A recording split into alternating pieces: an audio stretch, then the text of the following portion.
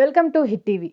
ఏదైతే ప్రస్తుతం జరుగుతున్నటువంటి కొన్ని ఇష్యూస్ పైన మాట్లాడడానికి మనతో పాటు సోషల్ యాక్టివిస్ట్ కృష్ణకుమారి గారు ఉన్నారు. వారి మాటల్లోనే అడిగి తెలుసు. మ్యామ్, రీసెంట్గా ప్రొఫెసర్ నాగేశ్వరరావు గారు కొన్ని కామెంట్స్ చేయడం పైన కూడా ఒక వివాదం అనేది మొదలవ్వడం స్టార్ట్ అయింది అప్పటి నుంచి కూడా. అయితే దీనిపైన రీసెంట్గా చాలామంది జర్నలిస్టులు ప్రెస్ క్లబ్లో ఒక మీటింగ్ లాగా కండక్ట్ చేసుకున్నారు. దాని తర్వాత జనసేన పార్టీ కూడా ఈ రోజు ఒక ప్రెస్ మీట్ని కండక్ట్ చేయడం జరిగింది. అంటే ఈ వివాదము ఎక్కడి వరకు వెళ్తుంది అనుకోవచ్చు? ఇక దీనికంటే ముగింపు అనేది ఉండదు అనుకోవచ్చు.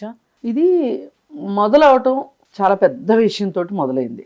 సరే, ఆ విషయం మనం మాట్లాడుకున్నట్టున్నాం ఆల్రెడీ. అమిత్ షా గారి దగ్గర పవన్ కళ్యాణ్ గారు, ఇంకొక నాయకుడు ఇద్దరు కలిసి జగన్ విషయం ప్రస్తావించటం. ఆయన ఏమో లేదు లేదు లేదు, జగన్ మనకి లాంగ్ టర్మ్ ఫ్రెండ్షిప్, మంది షార్ట్ టర్మ్ ఫ్రెండ్షిప్ కాదు, చంద్రబాబు నాయుడు తోటి మనకి ఇన్స్టంట్ ఫ్రెండ్షిప్, అందుకని ఇన్స్టెంట్గా మనం అతన్ని వాడుకుంటాము, వదిలేస్తాం. ఇది చాలా పెద్ద కామెంట్ నిజానికి.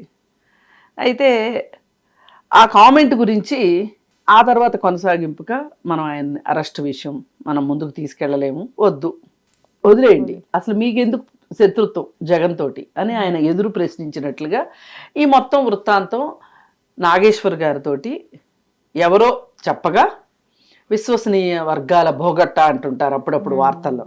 ఆ విధంగా ఆయన అది వినేసి ఊరుకుని కొంచెం ఇంకో రకంగా చెప్పుండాల్సిందే నిజానికి. అసలు ఎందుకు జగన్మోహన్ రెడ్డిని అరెస్ట్ చేయట్లేదు, ఇప్పుడు పదవిలో లేడు కదా అని ఒక టాపిక్ చేసి ఉంటే చాలా గొప్పగా ఉండేది నాగేశ్వర గారి స్టైల్లో. ఏమై ఉంటుంది దానికి కారణం? జగన్ అవసరం కేంద్ర ప్రభుత్వానికి ఉంది కాబట్టేనా, అప్పుడప్పుడు ఓట్లు వేస్తారు కాబట్టి అందుకే ఆయన అరెస్ట్ చేయట్లేదా, లేకపోతే అసలు టీడీపీ వాళ్ళు అడగట్లేదా, జనసేన వాళ్ళు అడగట్లేదా? ఇలా మాట్లాడి ఉంటే చాలా బాగుండుండేది నాగేశ్వర్ గారు. అలా కాకోకుండా ఇవన్నీ అమిత్ షానే అన్నట్లుగా మాట్లాడేసరికి ఇటు మేము మాట్లాడటం మొదలెట్టి అమిత్ షాని తిట్టించినట్టు అయింది అనేసారు పవన్ కళ్యాణ్ కూడా ఈ మాట. ఏమనంటే అమిత్ షా గారు ఎంత గొప్ప వ్యక్తి, అలాంటి గొప్ప వ్యక్తిని ఇలా మాట్లాడతారా అని అన్నాడు పవన్ కళ్యాణ్. అంటే రేపొద్దున ఏంటి, మీతో నేను మాట్లాడిన విషయాలు మీరెళ్ళి ఎవరికో చెప్పటం, వాళ్ళు ప్రెస్లో చెప్పటం ఏంటిది అని అమిత్ షా దగ్గర నుంచి ఎక్కడ మాట వస్తుందోనని పవన్ కళ్యాణ్కి చాలా బాధ అయింది, భయం వేసింది ఒక రకంగా. అందుకని వాళ్ళ వర్గాల నుంచి చాలా సీరియస్ అటాక్ మొదలైంది నాగేశ్వర్ గారి పైన.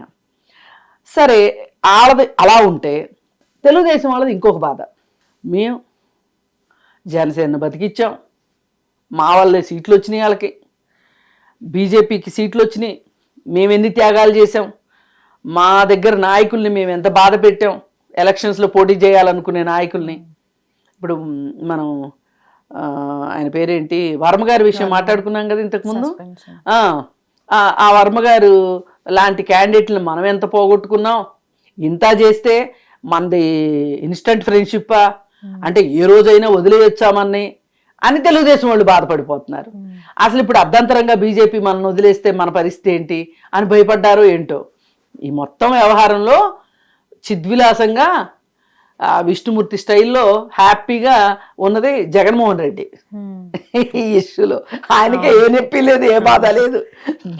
వాళ్ళు అరెస్ట్ చేయరని తెలుసు ఆయనకి, ఎందుకంటే ఇన్వోట్లు వేయాలి కదా. అప్పుడు వివాదంలో పేరు వచ్చినప్పుడు కూడా ఎవరు రియాక్ట్ కూడా అవ్వలేదు, కనీసం వాళ్ళు రియాక్ట్ అవ్వరు. ఎందుకంటే వాళ్ళు ఓట్లేస్తుంది నిజమేగా.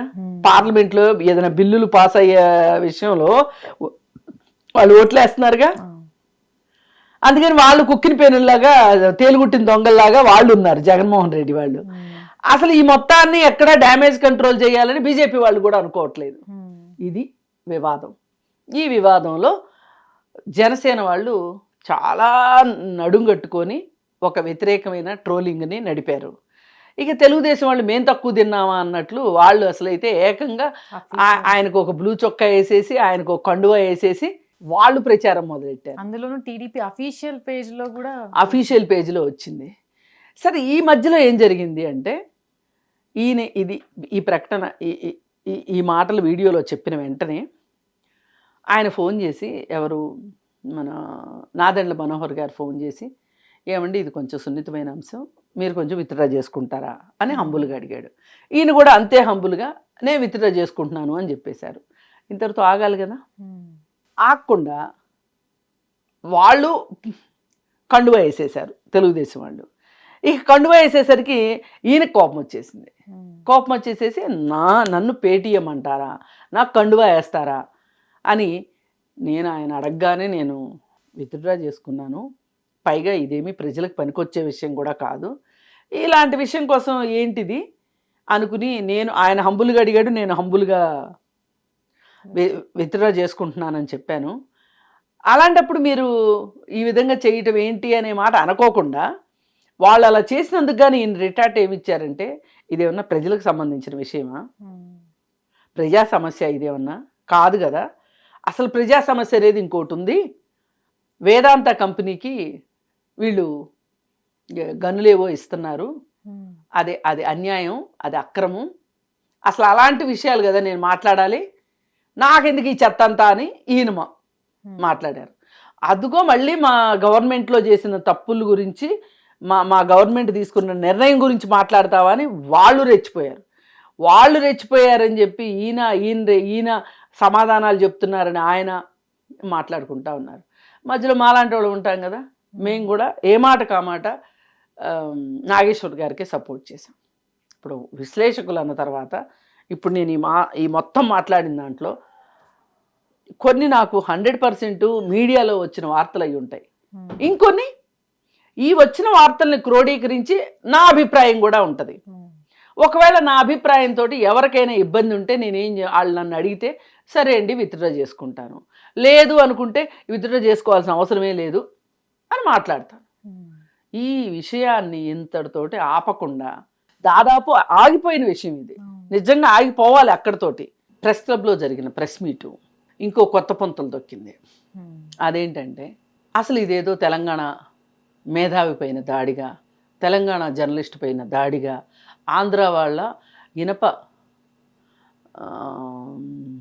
బూట్లు తోటి తొక్కుతున్నారు అనే విషయంతో నిన్న అక్కడ ప్రెస్ మీట్ పెట్టారు.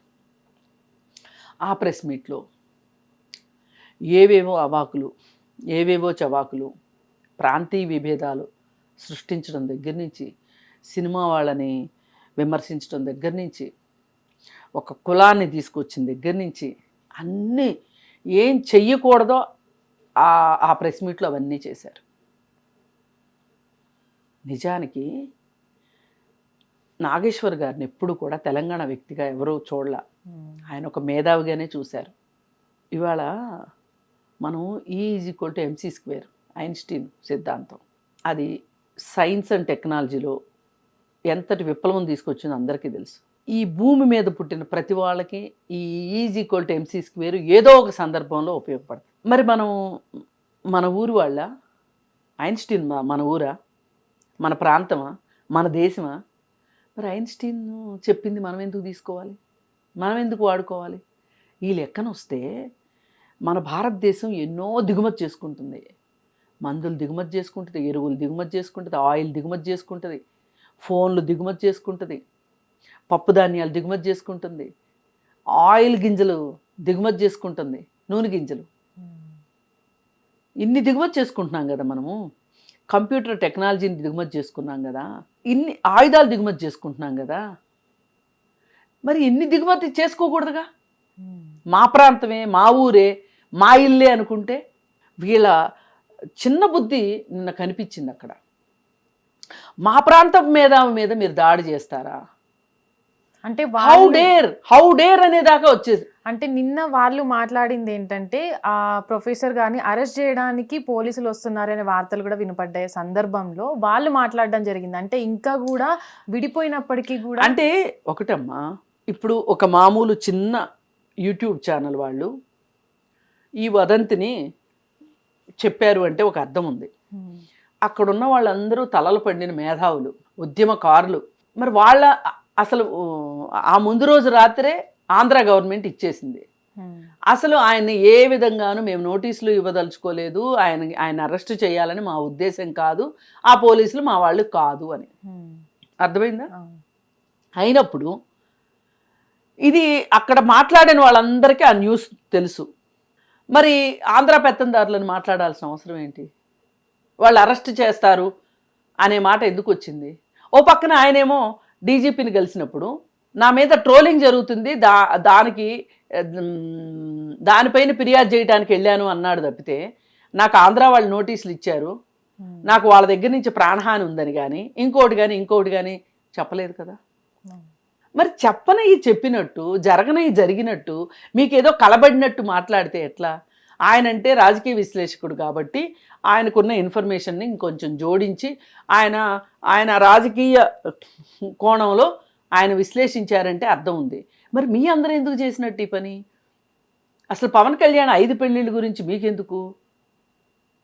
అసలు సినిమా వాళ్ళకి శీలం ఉండదు, తాగుబోతులు, తిరుగుబోతులు, వదరబోతులు అలాంటి వాళ్ళే సినిమాల్లో చేరతారు. మరి మీ ప్రాంతం మా ప్రాంతం అని గోలగోల చేస్తున్నారు కదా. పైడి జయరాజుకి అన్యాయం జరిగిందని బాధపడిపోతున్నారు కదా. పైడి జయరాజు సినిమాల్లో ఎందుకు చేరాడు? మరి ఇక్కడ ప్రభాకర్ రెడ్డి గారు, కాంతారావు గారు, ఇప్పుడున్న డైరెక్టర్లు, టెక్నీషియన్స్ బోల్డ్ మంది తెలంగాణ వాళ్ళు. మొదట్లో ఎందుకు తెలంగాణ వాళ్ళు లేరు ఇక్కడ అంటే, తక్కువ మంది ఎందుకు ఉన్నారు అంటే, బి నరసింహరావు గారు ఎంత గొప్ప డైరెక్టర్ అయినా, ఆర్ట్ డైరెక్టరే.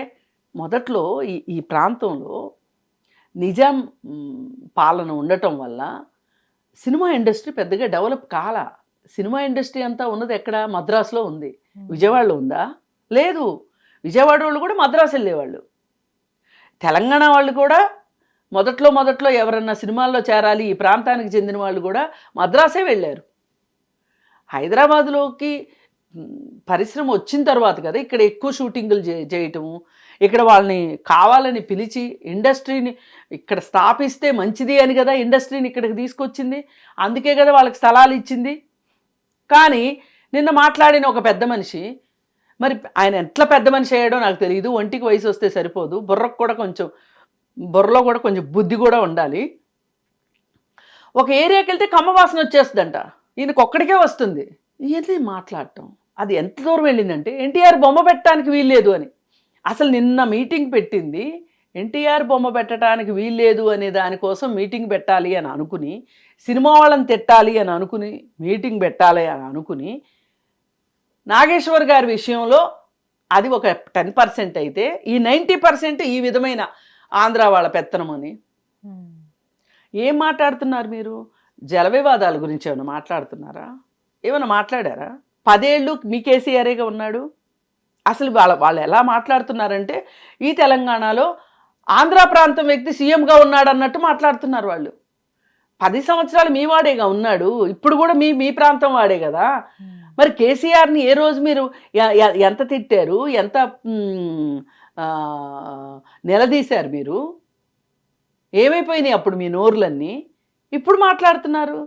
చాలా అసంబద్ధంగా, ఏకపక్షంగా నిన్న జరిగింది ప్రెస్ క్లబ్లో. దానికి ధాటిగా ఇవాళ జనసేన పార్టీ వాళ్ళు ప్రెస్ మీట్ పెట్టారు. అంటే ధీటుగా అంటే సమాధానం ఇచ్చారనుకుంటారా ఈరోజు జనసేన వాళ్ళు? ఇచ్చారు, మాట్లాడారు.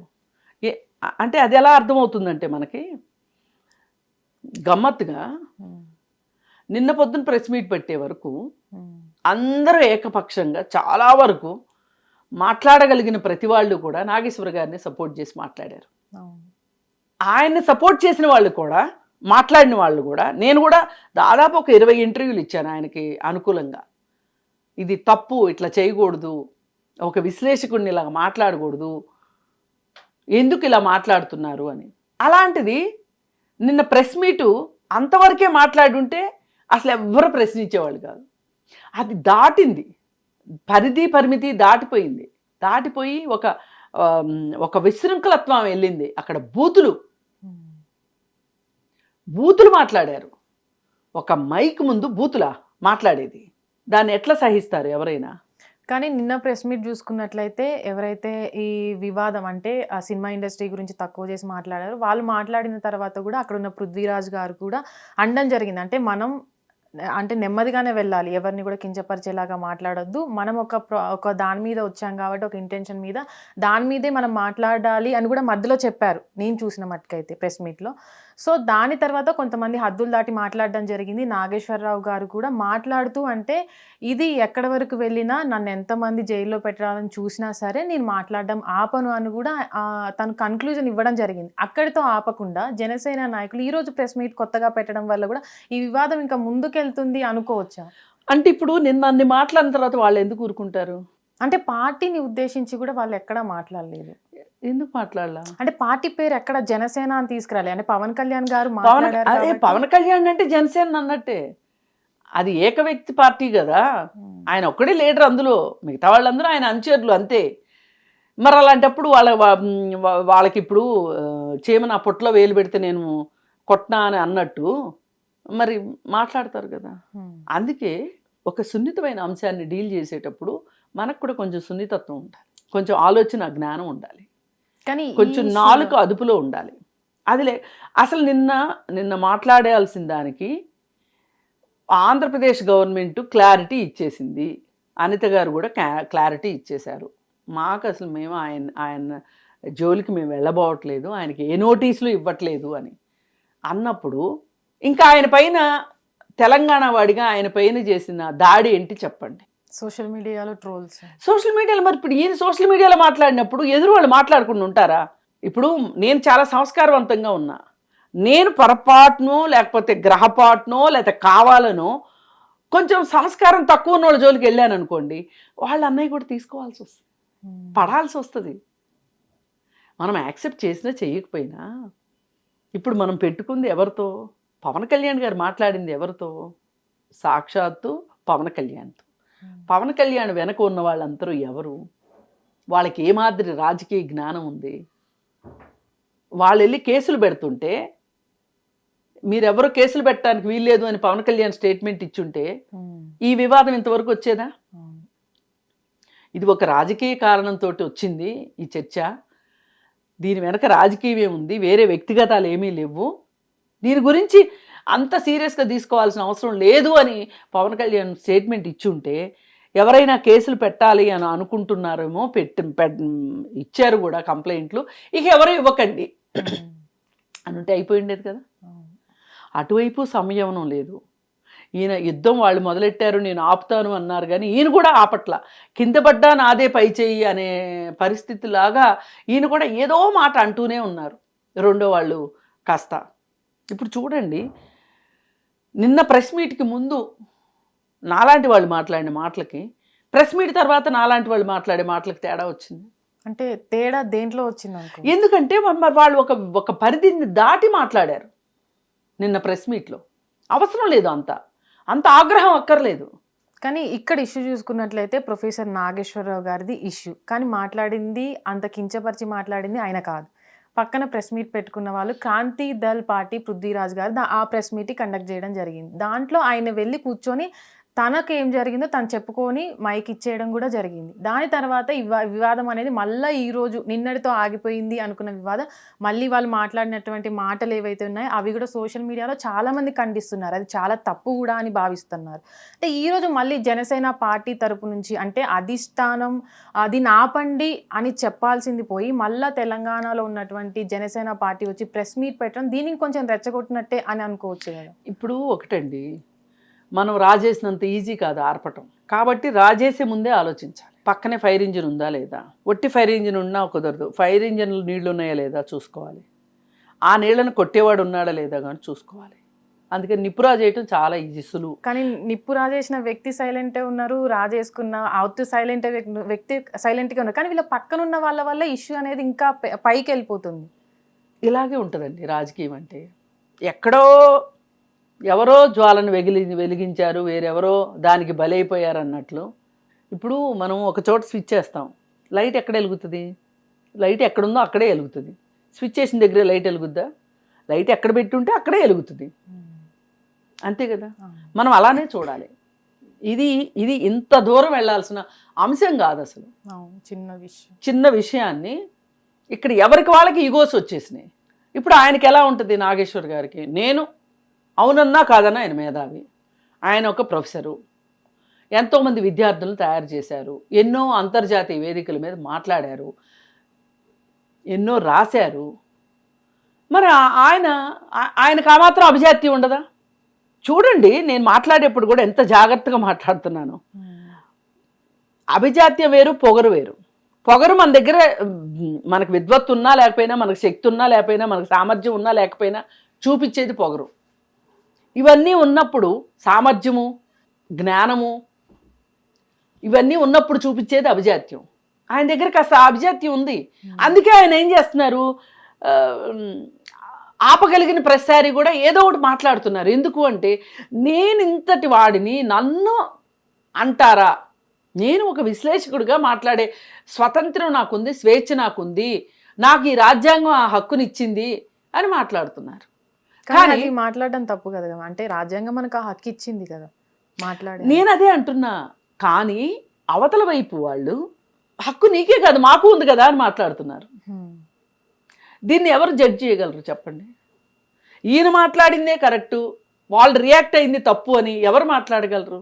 కానీ ఇప్పటి వరకు ప్రొఫెసర్ నాగేశ్వరరావు గారి రాజకీయ విశ్లేషణ జీవితం చూసుకున్నట్లయితే 40 సంవత్సరాల వరకు కూడా ఉంటుంది.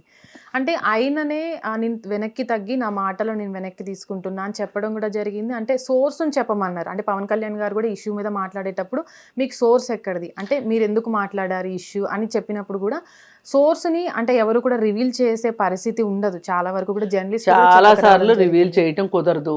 సరే, అలాంటి సోర్సే రివీల్ చేయాల్సిన పరిస్థితే వస్తే 33,000 మంది అమ్మాయిల అదృశ్యం గురించి నువ్వు సోర్స్ చెప్పు ఫస్ట్. పవన్ కళ్యాణ్ చెప్పాలి సోర్సు.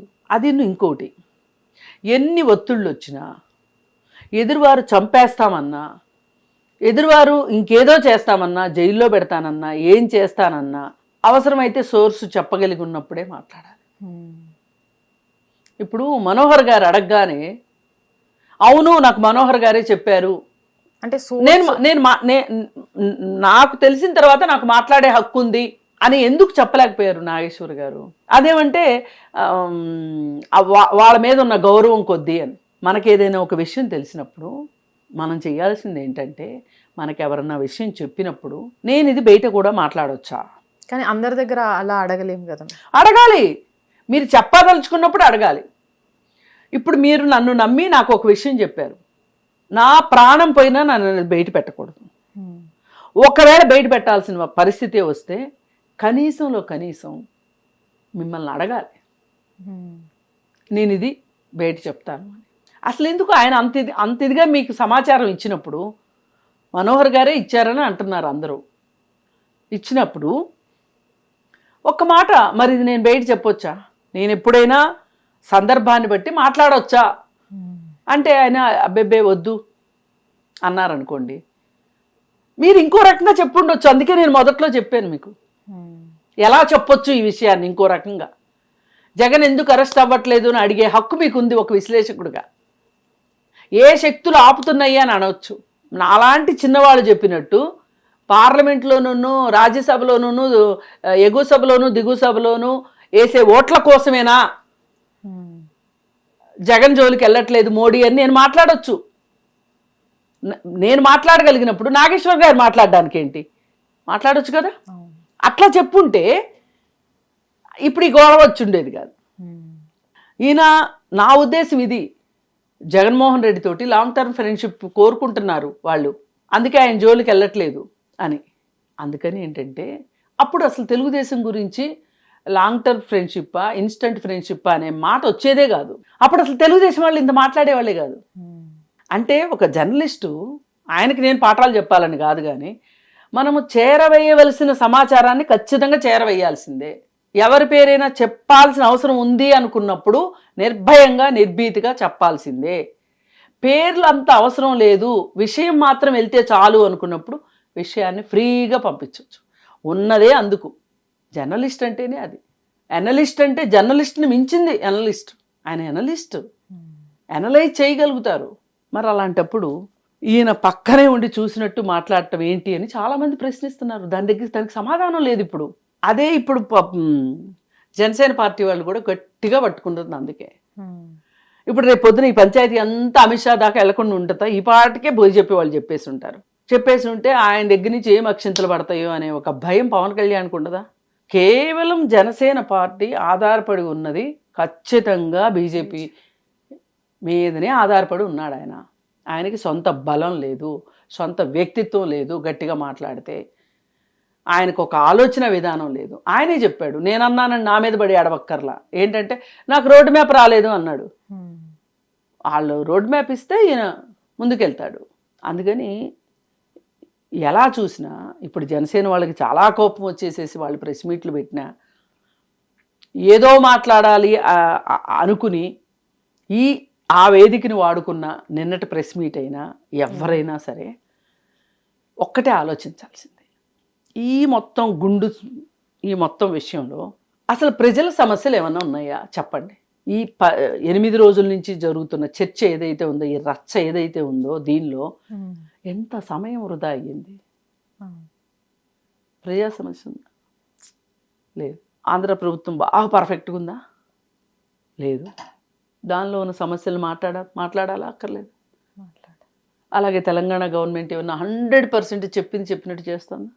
అసలు మీరు ఈ ఉక్రోషాలు ఆక్రోషాలు ఇవన్నీ ఇప్పుడు నడుస్తున్న ప్రభుత్వాల మీద చూపెట్టండి, వాళ్ళ పని విధానాన్ని ప్రశ్నించి చూడండి, ఏమన్నా ప్రజలకు ఉపయోగం. హిట్ టీవీ యాప్, ఇందులో short news, live news, entertainment shows, movies, digital magazines తో పాటు మీ జిల్లా వార్తలను కూడా ఫ్రీగా చూడొచ్చు.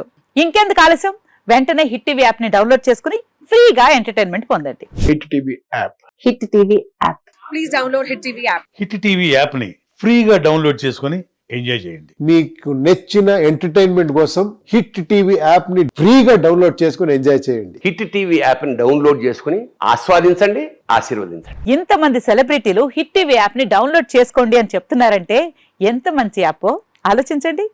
అమెరికా అమెరికా అమెరికా అమెరికాలో చదవాలనుకునే వాళ్ళకి విశ్వసనీయమైన పేరు మన శౌర్య కన్సల్టెన్సీ. UK లో 1 year masters, UK లో 1 year masters, 2 years work permit up to 5 years visa. Contact Saurya Consultancy. Contact 89851 89851.